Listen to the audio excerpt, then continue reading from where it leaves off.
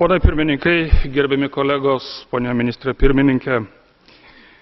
Mano klausimas yra, ar šiandien netėjo laikas iš esmės peržiūrėti esminius principus dėl pirmininkavimo.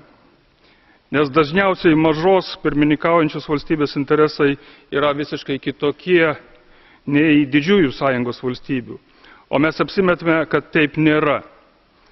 Nes ta nedidelė valstybė kol kas yra didžiųjų interesų zonų žaidėjas, kuri ir darbotvarkę formuluoja pagal svetimas madas. Ir svarbiausia, kad visos ES pirmininkavimo darbotvarkės turi vieną bruožą. Jos yra itin biurokratinės, jos yra itin formalios ir jų sprendimai yra niekuomet neįgyvendinami.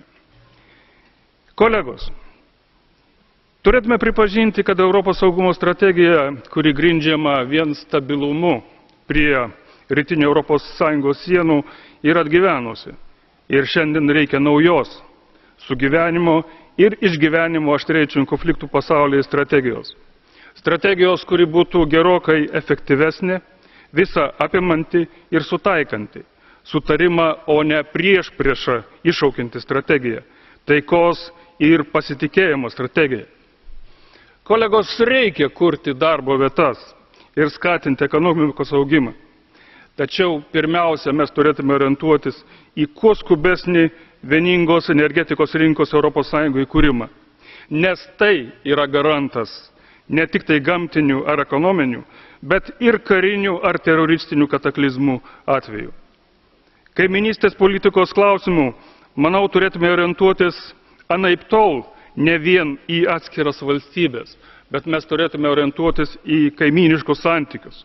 Būtent sutarimas su valstybe, jos politikų, kiekvienu žmogumi, nepriklausomai nuo kalbos, jo tautybės ar gyvenamos vietos, jo odos spalvos ar išpažįstamos religijos, yra mūsų tolesnio taikaus sambūvio garantas.